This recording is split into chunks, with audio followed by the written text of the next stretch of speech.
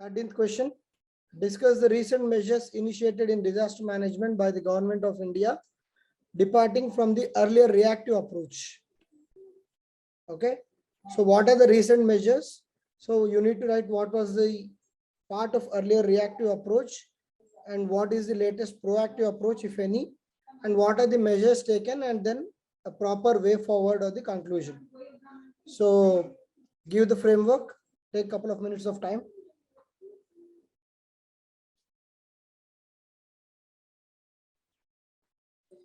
Yeah, yes, Rajni. So that is a good way to approach this answer. So basically, the question is demanding you about the various, measures which have been taken by the government under disaster management for being proactive in their approach.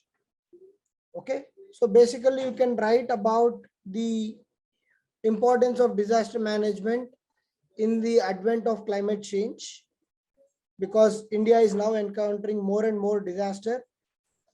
And then what is the requirement for having a proactive approach? That can be your introduction. And then in the first side heading, you will have the recent measures initiated in this disaster management. So what are the recent measures which have been taken by the Government of India? The first is that, the Sendai framework with regard to the prevention, mitigation, response and rehabilitation.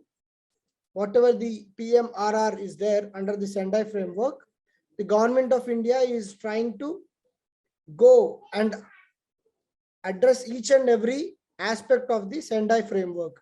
So hence NDRF or the National Disaster Management Act is now in line with the Sendai framework, which is applicable up to 2030. And yes, earthquake disaster risk indexing, and we are doing proactive zonation for many disasters like earthquakes and then landslides, and having predetermined addressing of the cyclones, super cyclones, whatever are the cyclones which are going to impact the Indian coast. We are now proactively monitoring them and trying to guide the people according to that. And then more power to the local self-governments or the local administration in managing the disasters. Instead of the top-bottom approach, now we are following the bottom-top approach. And then the government has come up with an institution called CDRI, that is Coalition for Disaster Resilient Infrastructure. So this particular coalition will be trying to make disasters more resilient and less, as far as the damage and its impact is concerned. Okay. And then we are also having many disaster risk mitigation projects, and then disaster risk reduction scenarios we are trying to project. So this is the proactive approach instead of the previous reactive approach. Here you can mention what are the previous reactive approaches. Like, there were multiple agencies or top-bottom approach where the command was taking too long to be passed on to the last mile and there was already damage done. And then it was more of response than prevention and mitigation in the previous approach. As to how to respond to a disaster was the main focus. But now the focus is how to prevent and mitigate a disaster is a much bigger focus in the present approach. Okay. And then also the technology. The technology is being extensively used in fighting the disasters, and also the know-how about the disasters, yes, through the local knowledge is also being managed. Okay, so these are the previous measures and these are the proactive measures. And by writing this, you can write the conclusion. Okay, the way forward can be, the disasters are going to occur very frequently in view of the climate change.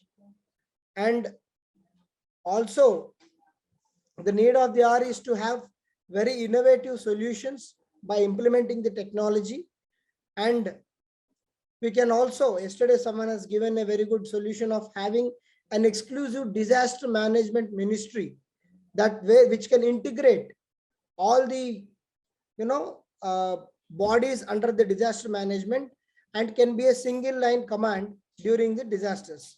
We are not knowing its importance in view of the isolated occurring disasters, but if there is, God forbid, any major disaster, that time many bodies are trying to coordinate with each other, and they are they will find it that they are falling short of someone who they can look up to.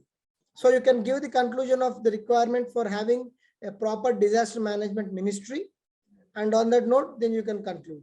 So this will be the framework for the 13th question. Yeah, these are all solutions you can write, Sumant, partnering with NGOs, taking up the local knowledge and all. Anyone's whose answer sheet was not evaluated in the last 2 classes and who has written this? Navya, you have written. Sriram, you have written it? Yes, sir. Yes, sir. Okay. You have added one more dimension of recent measures. Good. This is also good dimension. So you are trying to bring up government schemes. Yes. Awareness generation. And then yes, drawbacks of previous policies. Maybe you can write, yes, inordinate delays, top-bottom approach, multiple agencies. You can write all that. You can write slightly better conclusion with regard to the need for being proactive. Okay? Yes, sir. Fine. Look at the 14th.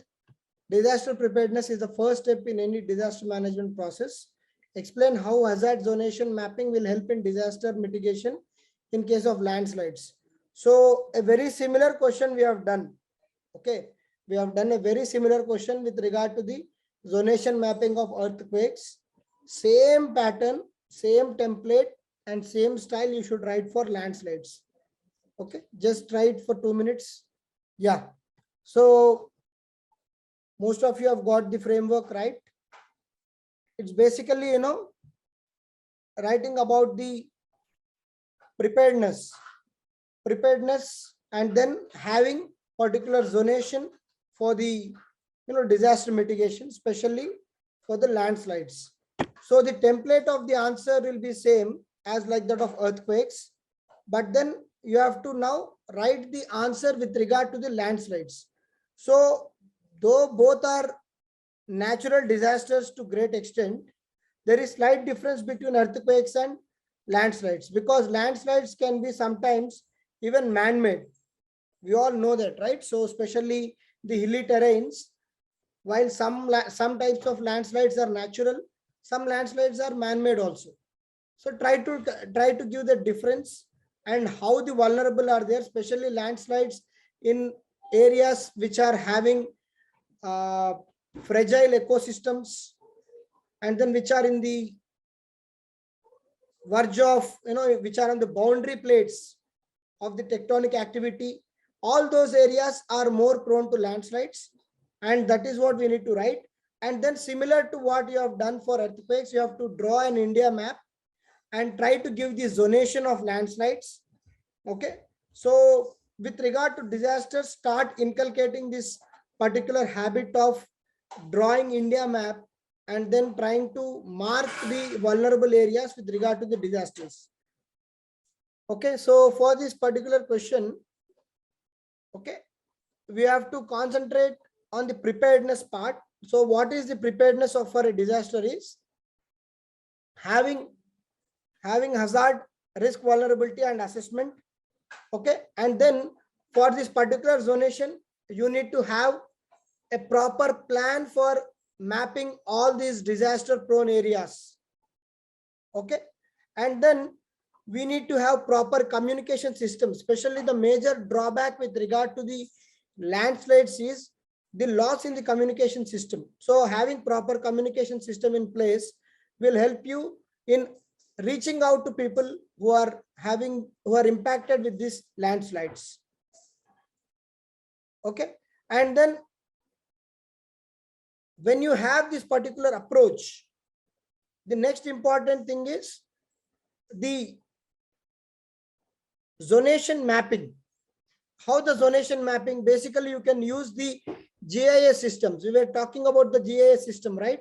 So you can write about the GIS system, use of GIS system, and also how it can be used to map a certain place and immediately take action. So what happens is when you have the GIS mapping for each and every area which is impacted by a landslide, you will automatically be more cautious about, development in that area, or the footfall in that area, or the tourism in that area. So all these can be monitored. And then the second thing is the methodology which is being used for zonation should be oriented, or should be blended with the technology, latest technology, by using drones, okay, or the lidar, there is something called lidar. Okay, by using the lidar light, you can try to know which area is more prone to landslides. Okay, and also exact location of the particular prone areas to be mapped and communicate to the local government. Okay, so that, because ultimately the local government is the one which is responsible, they have to be known of the what is the exact location. We should try to boil down or zoom into the exact location. Okay, so when we identify the vulnerable areas, we can take immediate action with regard to the way the development can be planned in those areas, first thing. Secondly, how the locals can be involved in fighting that particular disaster. And then how, in case a disaster is striking in that particular area, what can be done to relocate or rehabilitate those people, having safe havens in the nearby vicinity. So all these can be planned. So you can have one more side heading saying that the measures in case there are landslides, and then you can have a capacity building. Basically, you can build capacity of that area so that the impact of landslides, or as a matter of fact any disaster, is reduced to great extent. Okay, so all these particular policies or steps will help you in trying to mitigate these landslides to great extent. Not mitigate the landslides as such, mitigate the impact of landslides to great extent. Okay, and then you can also write about the man-made landslides, like artificially blocking the path of the river and creating dams. So creation of dams has led to a lot of landslides, and then too much of vehicular movement in the eco-fragile regions. All this will result in landslides. Then you can conclude saying that the need of the hour. See, for all the disasters, the conclusions can be on the same lines, irrespective of earthquake, landslides. So one advantage you will have is there will be only one or two questions maximum on disaster management. If you have solid introduction and proper conclusion, remaining all steps, you can try to integrate with that particular disaster and make a very good answer. Obviously, you need to draw the Indian map to have the overall awareness and inform the examiner that you are aware of what you are speaking about. And then you, in the landslides also, you can further bring the PMRR approach and the Sendai framework. All this can be incorporated, and then the landslides can be concluded. Okay, so that is about the 14th question.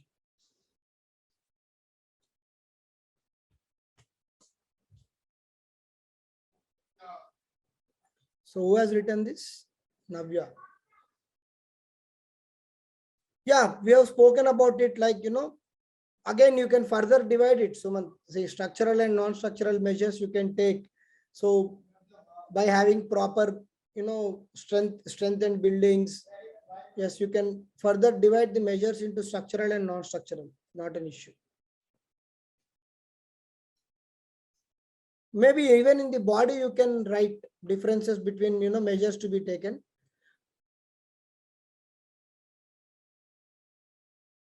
Okay.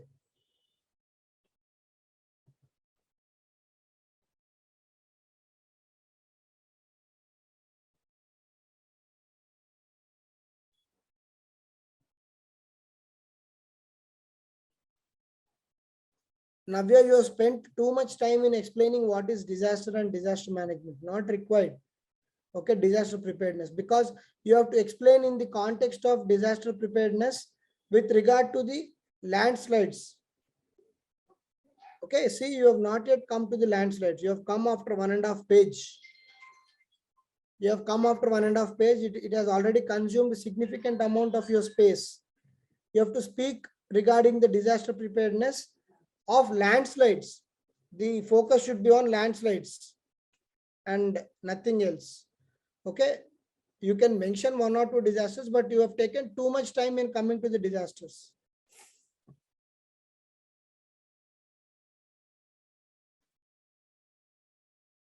Yeah. Okay, so that is the thing.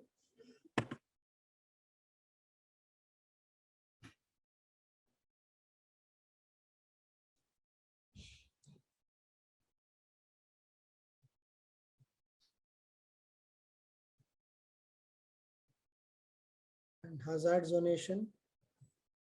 Okay, you could have written this. You could have drawn the diagram with regard to India's map. It would have been much more better. Okay. See, by the time you came to the last, you were crammed up even for conclusions. Your points are also not complete because you did not have enough time or space to actually write about landslides. Whatever you have written about landslides in this half page or 3/4 page is making sense, but then there is much beyond what we have spoken a lot on the measures that are missing. Hence, try to come to the core demand of the question as soon as possible. That's what I keep saying. Okay. See the 15th question. On December 2004, tsunami brought havoc on 14 countries, including India. Discuss the factors responsible for occurrence of tsunami and its effects on life and economy. In light of the guidelines of NDMA 2010, describe the mechanisms for preparedness to reduce the risk during such events. Looks like a very big question, but there are 2 parts of the question. One is the factors responsible for occurrence of tsunami, and then what are the preparedness during those events. So preparedness in reducing the risk. So it is asking you about the response actually. Preparedness to reduce the risk during such events means response during those events. And then what are the factors responsible for those events? And then you can write some measures or futuristic solutions and conclude. So give the framework.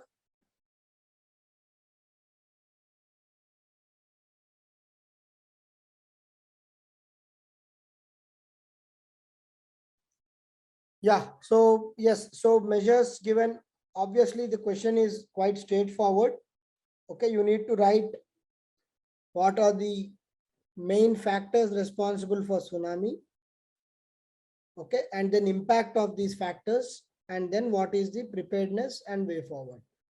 Okay, preparedness in the light of NDMA guidelines 2010.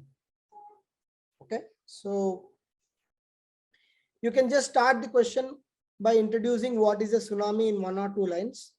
Basically, tsunami is, the massive rise of the water, beyond some 5-meter or 10-meter height. If the water starts rising, it is called tsunami.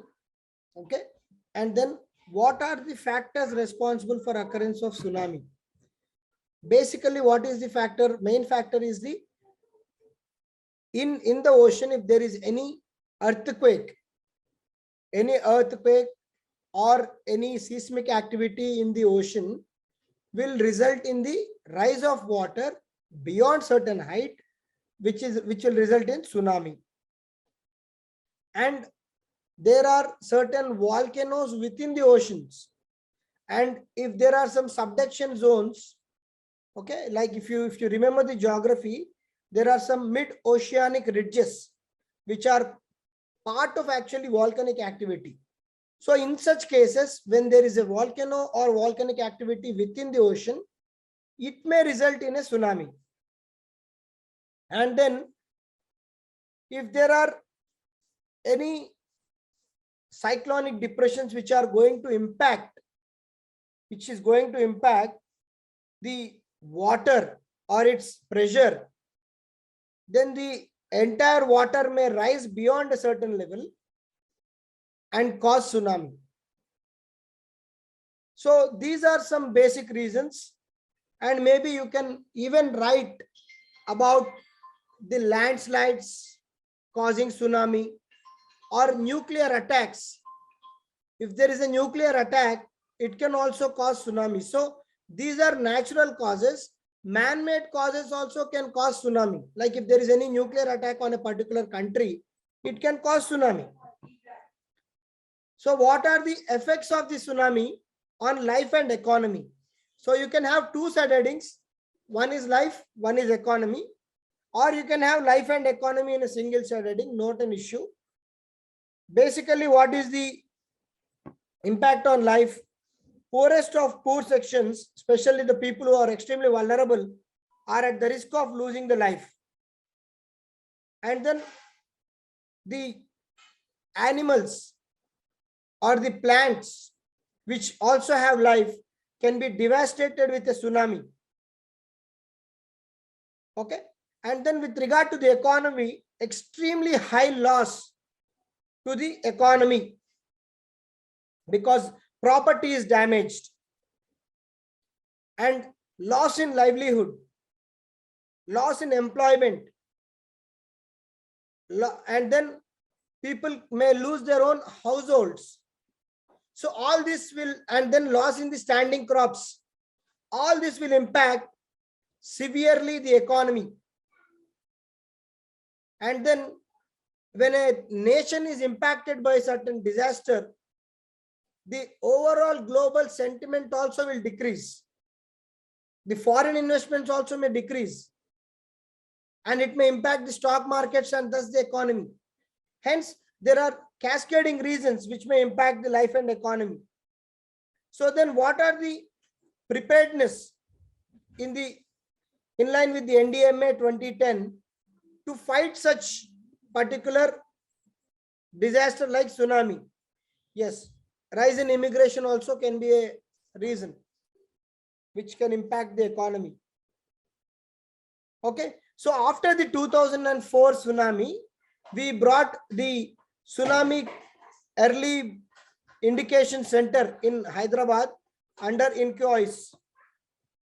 This gives the warning about tsunami in the Asia, Southeast Asia and the Indian Ocean region, mainly Indian Ocean region.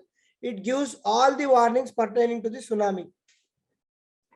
And then there is more knowledge about tsunami and the underwater activity so that we can properly and timely judge the tsunami and take immediate and necessary actions.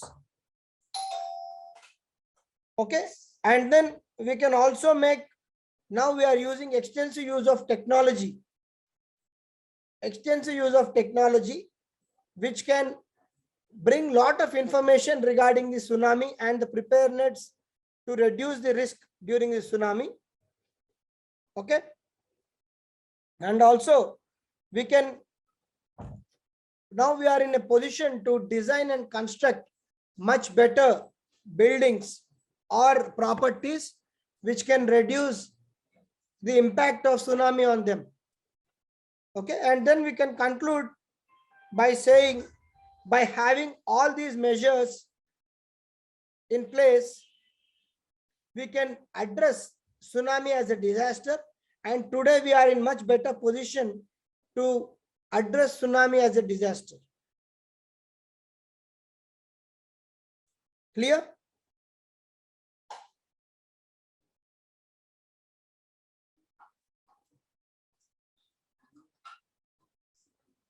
Who has written this? Yes, use of local knowledge, especially, people like Sentinelists. They are said to have survived tsunami. So definitely you can use that local knowledge. Anyone's answer I have not? Anil. Okay.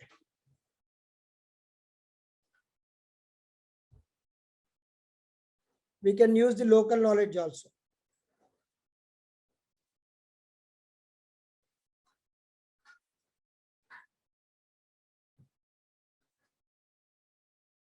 Yes, earthquakes or seismic activities, landslides, volcanic eruptions.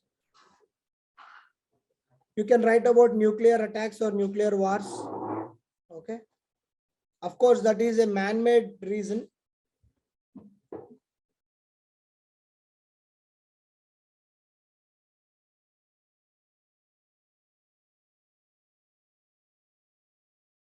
So you have divided on two, lives and economy. Good.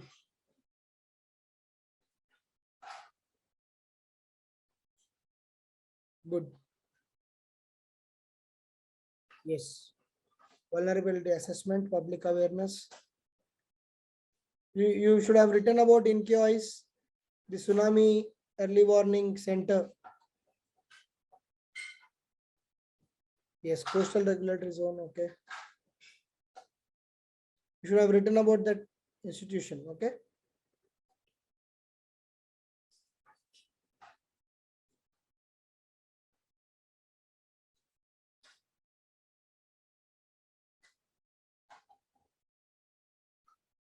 Okay. Good. Good answer, Anil. And see the last question. The frequency of earthquakes appears to have increased in the Indian subcontinent. However, India's preparedness for mitigating their impact has significant gaps. Discuss various aspects. Give the framework.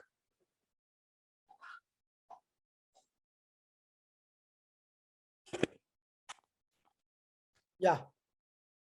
Frequency of earthquakes appears to have increased in the Indian subcontinent.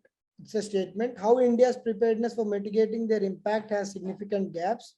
Discuss various aspects. So basically they are asking you you can just start by defining an earthquake in 1 or 2 lines, and then you can say that yes, there seems to be an increase in the intensity or frequency of earthquakes. Justify that with 1 or 2 examples, and then straight away come to the core demand of question, that is preparedness for mitigating their impact has significant gaps. Why preparedness has significant gaps? Okay, so why there are many gaps is there is lack of trained personnel at the state level and the central level. How to address an earthquake? Even today there are no proper training at the state level or the central level. Okay, and then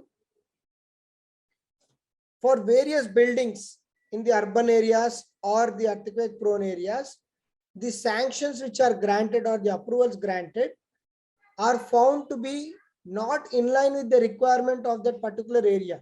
For example, if a home has to be constructed in a seismic affected area, it has to have much more protocols to be followed when compared to a home being built in plain area.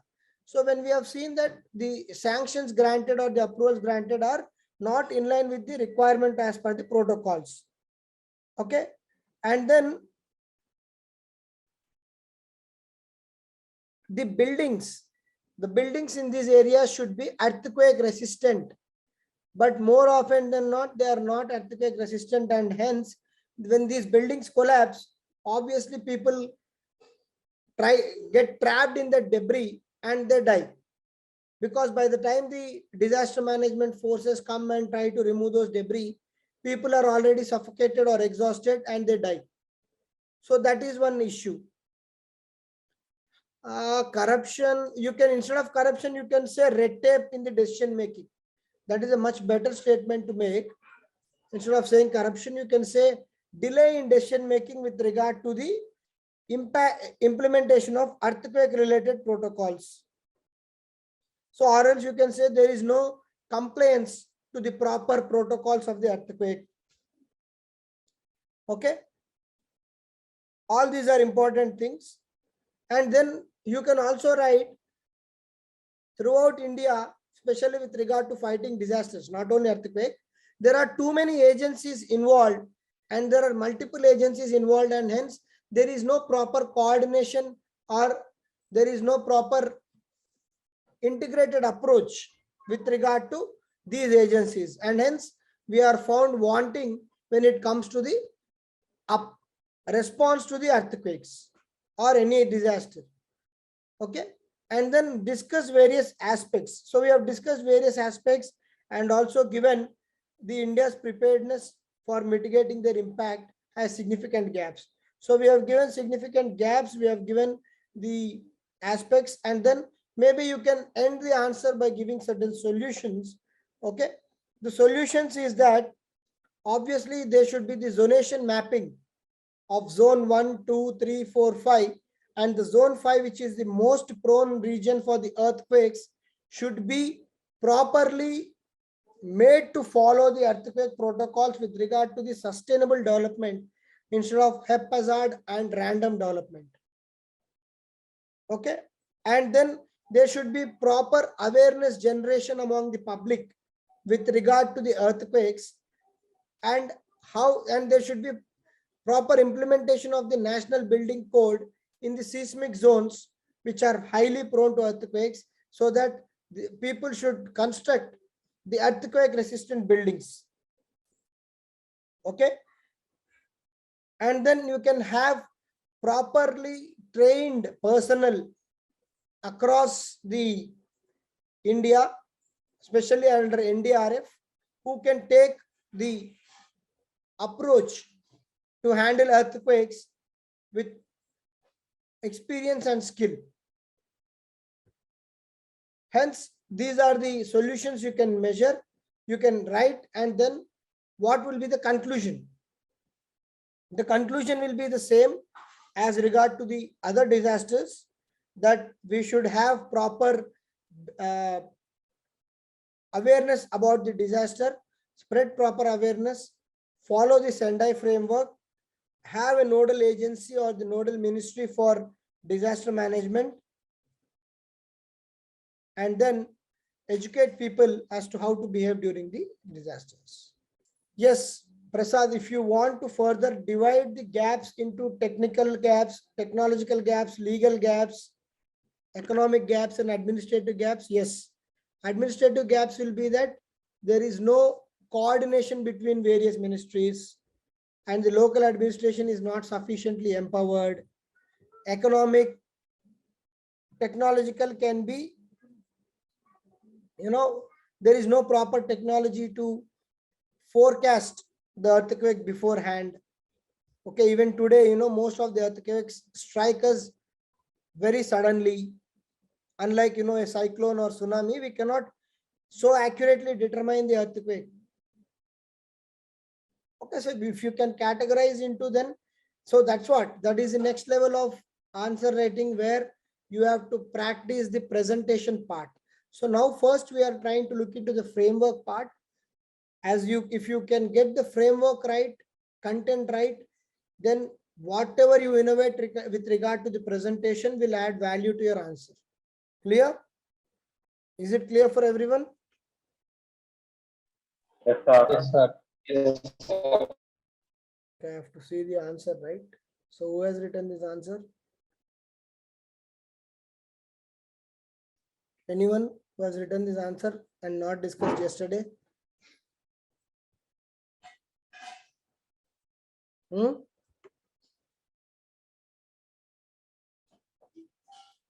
No one has written this answer. Jitendra.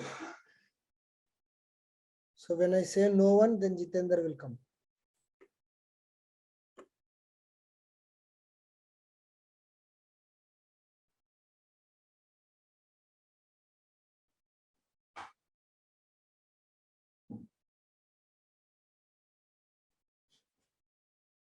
Jitendra, there is slight improvement in your handwriting. Good, but lot of way, still a lot of distance to travel.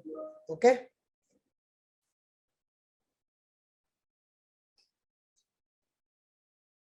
Yes, sir. I'm right.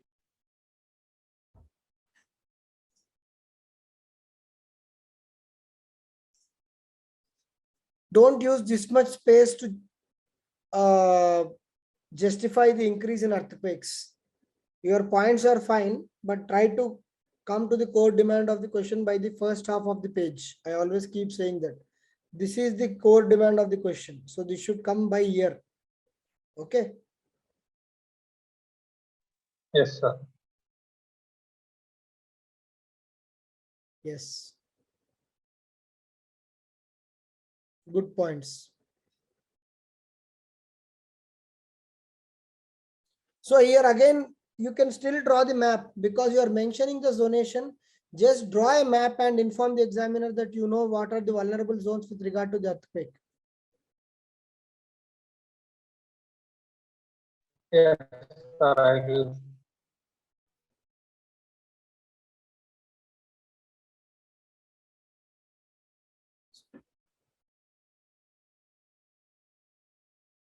Conclusion is very normal conclusion you have written, Jitendra.